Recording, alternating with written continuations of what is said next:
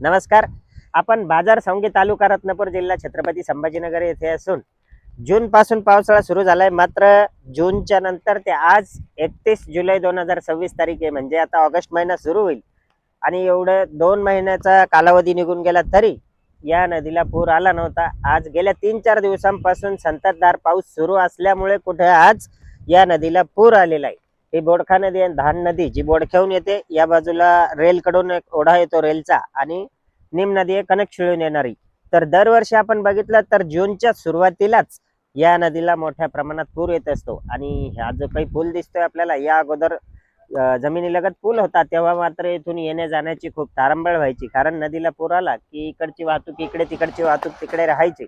मात्र पूल झाला तर आता हा जे काही आपल्याला पाणी दिसतंय, तर जुलै महिन्याचा 31 जुलै म्हणजे ऑगस्ट महिना सुरू होईल आता, तेव्हा कुठं पहिला पूर आलाय नदीला. कारण या वर्षी म्हणावा तसा पाऊस, म्हणावा तसा म्हणल्यापेक्षा अत्यंत कमी प्रमाणात पाऊस झालाय बाजार सावंगीसह परिसरात तरी. कारण नदीला 2 महिन्याच्या नंतर पूर आलाय. तसेच शेतमाल टिकून राहतील अशा प्रकारचा अधूनमधून पाऊस होत राहिला.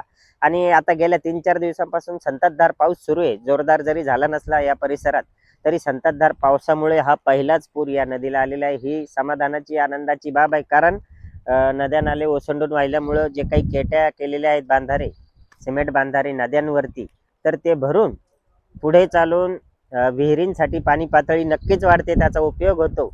आणि पुढे आता जे काही पिण्याच्या पाण्याचा प्रश्न, रब्बी हंगामातील पिकाला पाणी असेल, याला या पुरांचा नक्कीच लाभ होतो. तर अशीच अपेक्षा होती की नद्या नाले ओसंडून व्हावे.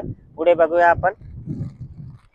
कारण तब्बल पावसाळा आता 2 महिने झाले, जुलै संपलाच आज, तरी तेवढ्या दिवस प्रतीक्षेनंतर आज पहिल्यांदा या नदीला अशा प्रकारे हे पाणी आलेलं आहे. हे बघा.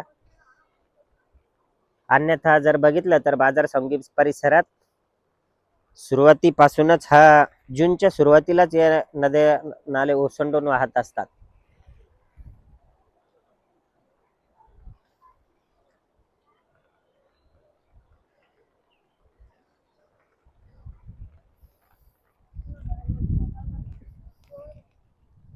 इकडे हा रेलचा ओढा आहे आणि ही नीम नदीला अजून पाणी आलेलं नाहीये कनेक्ट शिळून येणाऱ्या.